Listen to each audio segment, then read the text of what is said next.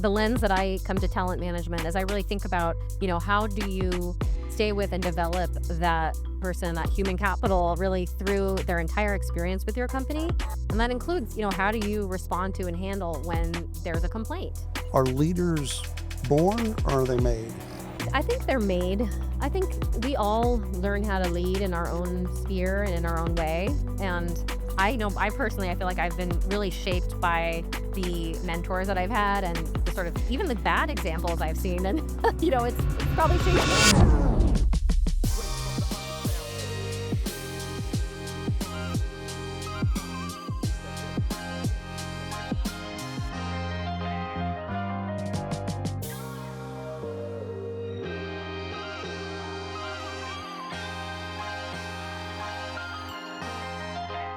Hey, this is William Tincup, and I have Jackie with me. Jackie, how are you doing? I'm doing great. How are And it's you? Jackie Schafer. Yes, Jackie Schafer. Okay. Jazz singer, Mm-hmm. sometimes R&B. Yeah, sometimes a little R&B in there. Mm-hmm. So when did you stop doing R&B? Like what era are we? Oh, well, I feel like I mainly am just like, I love to do Whitney Houston and Mariah Carey cover tunes with my band. So, And you have the range? oh yeah. Don't take me to karaoke. It will be Oh, annoying. oh, no. Take me to karaoke because I'm horrible. People don't actually want people who are like professional singers at karaoke. It just annoys everyone I found. You're right. It Yeah. does. You're right. Especially if It's not as you've been cool. drinking. It's like they're up there doing Christina Aguilera. Like, she's really good. It's like, I hate her already. It's a buzzkill. Yeah, I hate her. So introduce yourself for us and the audience. So I am the founder and CEO of ClearBrief. We are a platform in Microsoft Word that helps HR teams and law firms later on, if you need, draft super accurate and very repeatable investigation reports. Oh, wow. So that every single sentence in that employee relations report or other documentation is backed up with evidence. That's very, it's simple to share with leadership and others. Who Where need were you transparency. when I needed you most? I mean, right here. Doing sexual harassment investigations. Oh my God. Oh yeah. Compliance is Really, really hard. compliance. Mhm. Everyone in HR, like you talk about compliance and people's heads go down. It's like, but compliance drives HR. You have to be compliant. You can make a mistake in productivity. Can't make a mistake in compliance. No, and we're seeing the most scrutiny that HR has maybe ever had with this administration. And yeah, the EEOC is specifically looking at how were these discrimination complaints investigated? Oh yeah. What are you doing to get ahead of, making sure that your organization doesn't have what they consider to be, unlawful DEI practices? We have to be doing these investigations and we have to be ready to show that evidence. Sorry, proof.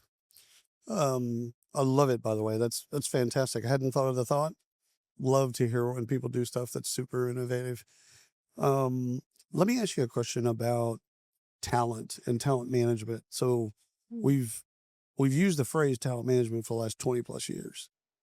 What does it mean today? Like when you hear it or see it or whatever, like what does it mean? Yeah. I mean, I wouldn't call myself the expert by any means, but the lens that I come to talent management is I really think about, how do you stay with and develop that person, that human capital, really through their entire experience with your company. Yep. And that includes, how do you respond to and handle when there's a complaint? Yes. And making sure that they are treated with dignity, that the results of that really tough, difficult time in their lives are, communicated to them in a way that's really evidence-backed. A complaint is a complaint. Again, now the work starts. So once the work starts, but I love the fact that you brought it back to the individual, that there's a level of respect and dignity that needs to be applied. Like just because someone has a complaint against them doesn't mean they're guilty of something. There's a complaint, need to investigate the complaint.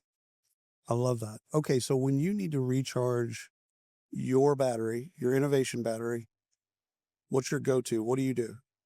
Yeah, and honestly, I do think being a musician is how I think about this because, for example, when I learn a jazz tune, if I want to come up with a really good solo, I have to like listen to that song a million times. So I just like kind of have it as second nature. But then I have to also, you want to kind of reference other songs and So you have to let yourself sort of go outside Oh and yeah. listen to different things. And then that's what helps me improvise and do well with creating a solo in jazz. And I think it's similar with any kind of innovation where you need to just be that fluent expert in your domain so that you know it so cold, but also you're giving yourself inputs from outside, from other spaces. And that's really, I think, one of the things that I've really tried to do with actually with Clear Brief specifically, because we started as, and we are adopted by the largest global law firms, courts, Microsoft, government agencies, Wow. and on the legal side. But because I have, experience working in house with HR teams, I thought, I know this would be useful for HR, and all those times where they're told you need to write this more like a lawyer, like those, you need to write this so that the lawyer can approve it. Is your background legal? Yeah. Yep. I'm a lawyer, and like I said, yeah, I worked for years in house. Worked on many internal investigations, and so I think you kind of bring that creativity by thinking about how this could apply to other domains that are dealing with the same problem. And you got out of it. And I used to have this joke, especially about corporate lawyers, that every corporate lawyer that I ever met always had a business idea that they wanted to run with. So it'd be Yeah, like, if you weren't doing this, what would you do? And there's like, all right. So think of this: a surf shop and a taco stand. And it does it. And it's like, that would there you be have the more idea. fun. I think I was shooting it's just pool with a very guy hard work. here. Yeah. I live here in Dallas, and I was shooting pool with a litigator, and I literally did the bit because it's just a bit. And he goes, "Not litigate? I can't imagine. I go to, I go, I go to, I go to, I go when I don't have days off. On my days off, I go to court to watch other litigators. I'm like, okay, if I ever get jammed up, I know who I'm calling. That's what sounds like a good litigator. You That's need a good to keep litigator. him He on speed dial. is, he is a good litigator. 'Cause it's like, Yeah. it froze him like, not litigate. It's funny. I've definitely worked with lawyers like that my whole career, where we'd have like the fun question of like, what would you do if you weren't a lawyer? And some people are like, I'd be a Boom, paralegal. I can't boom. imagine anything that I would do other than it. But I think for me, um, my whole career, I felt like I was always proposing solutions and different ideas, and they were like, stay in your lane. You're an entrepreneur trapped in a legal body. Basically, and Yeah. and so then once I started learning about AI, and this was back in 2019, and I started my company in 2020, and we were early to AI, and seeing, I saw, hey, this is going to change how we write as lawyers. Savvy.